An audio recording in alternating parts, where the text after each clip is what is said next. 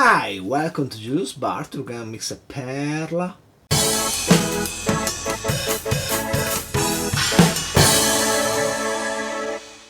So, today we're gonna mix a Perla, which is gonna be a variation on La Perla, a cocktail by Jacques Bezudenot.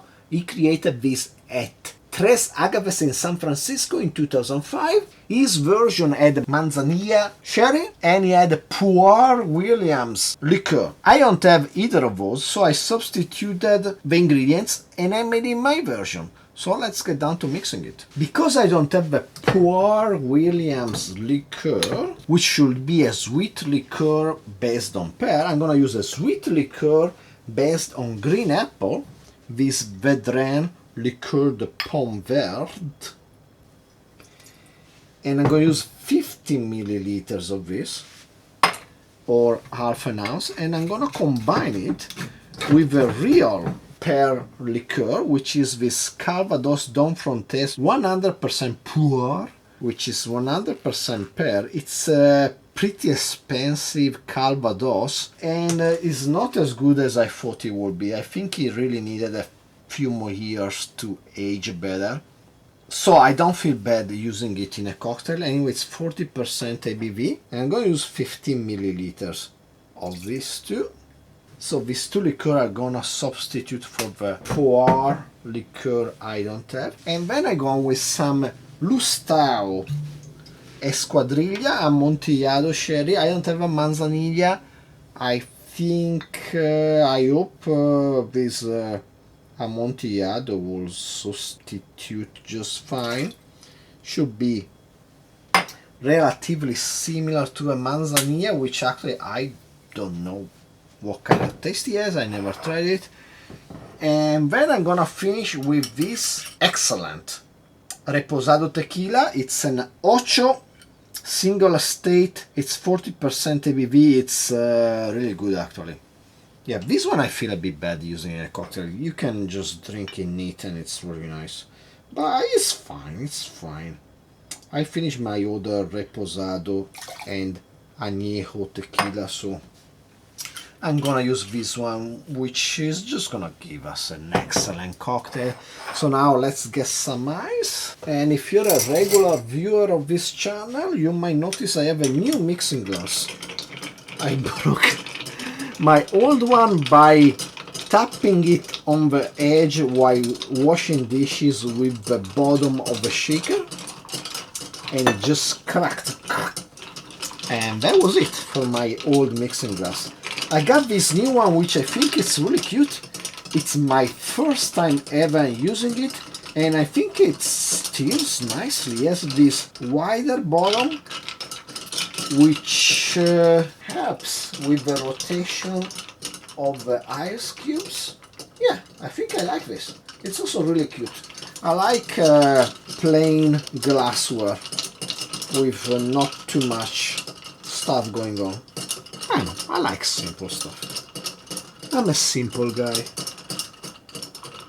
Anyway, let's give this a taste. I think it needs a couple more stirs. Let's go a bit faster. And everybody's drinking Moscato. One downside of this new mixing glass is that it's too wide for my julep strainer, so I will have to use this Hawthorne today. Let's pour everything in a chilled coupe.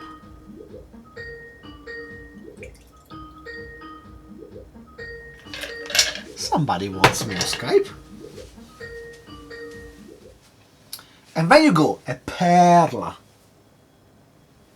Cheers.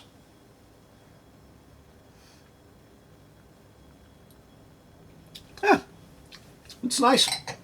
I forgot to express some lemon peel, but I don't have any good lemons right now, so I guess let me express something else. Let's express some grapefruit peel, because grapefruit goes great with sherry in my experience. Yeah, let's drop it in. Oh, that's nice. Yeah, I think grapefruit will work too. Yeah, it was missing that touch. Great. Perla is gonna have a pink grapefruit peel expression. Anyway, this cocktail is pretty good. It's not sweet. The only sweetness really comes from the liqueur de pomme verte, which is just 15 milliliters, so a sixth of the total amount. The Amontillado sherry is just slightly sweet, not really, it's semi-dry, and the rest of the stuff is totally dry, so it's a pretty dry drink. Depending on your taste, you might want to either use a even sweeter sherry. I will try something even sweeter, a cream maybe. The Lustau India Solera could work well. It's good, nice for aperitif, because yes, fruitiness in the fact that yes, pear and apple. Yes, fruitiness in the fact that yes, grapefruit peel and Amontillado, which work great together and give this nice tones to it.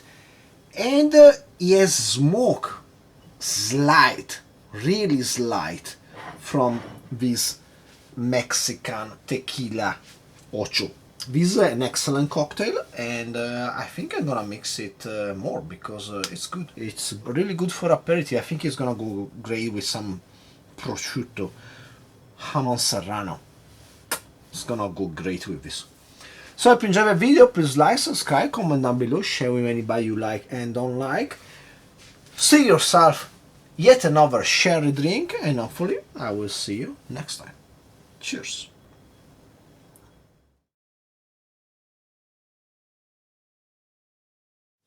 So the name Perla comes from this CD.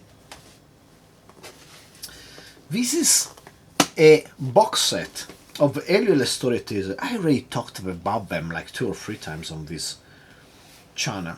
But they are this really funny, let's say Zappian band from Italy. They just make parodies and it's a complex story, it's a long story. They've been around since the late 80s, I think.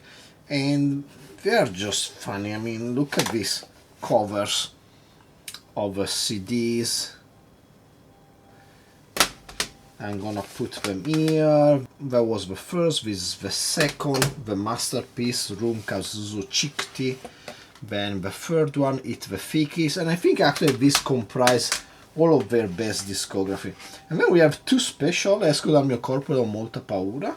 And we have, last but not least, Perla, which just means pearl. But yes, 2E, because so it sounds a bit like Peerla, which is a slight insult in Italian.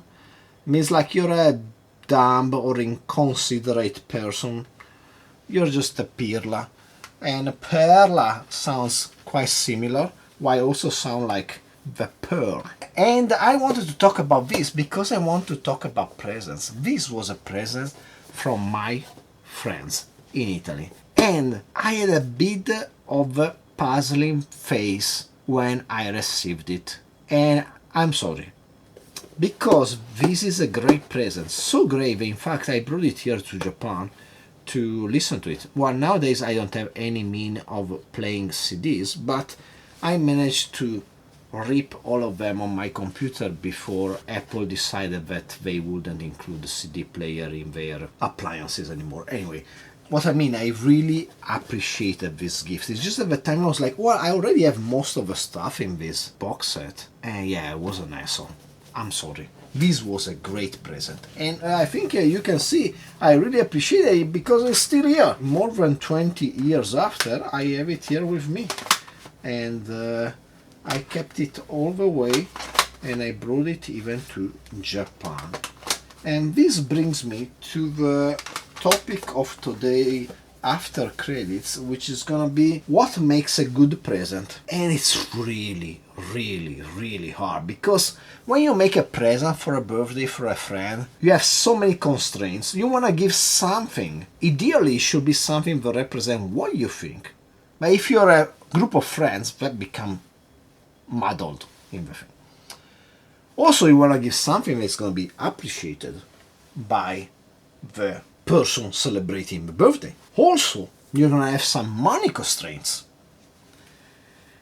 And that makes it really hard. And while I was thinking about making this video, I started thinking about all the failed presents I gave in my life. And 3 times came to mind. Once I was playing drums in a band. One day this couple of girls popped in, one of which was the most beautiful girl I ever seen up to that point in my life. I must have been 18 or 19.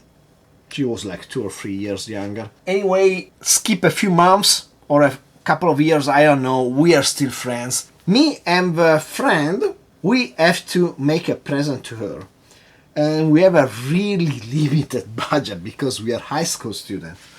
And we want to buy something and we decided on a Swatch. Because also this friend that was doing the present with me, she's like, I know the woman working at the store, let's go there, we are gonna get a discount, which we didn't get. And so we got the cheapest Swatch available at the time, and I knew it wouldn't match the present receiver.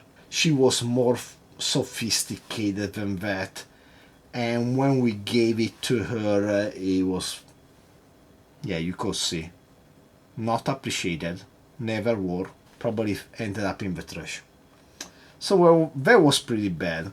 Another time I was in charge of buying a present from all my friends, maybe let's say 6 or 7 people, to one of my other male friends, all guys. This is an all guy situation.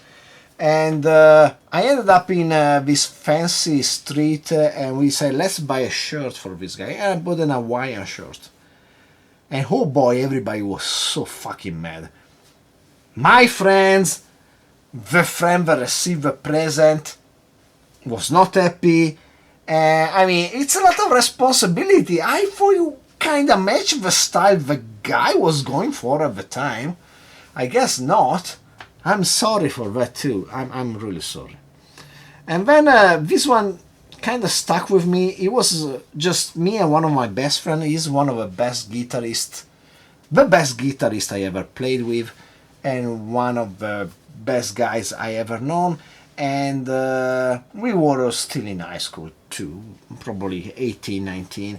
And I think I was staying over at his place that night because I went over to play. I was playing drums, we were playing in his room, and it was his birthday, and so I brought a present, and I brought the CD for Trespass by Genesis. And when I gave it to him, the look on his face,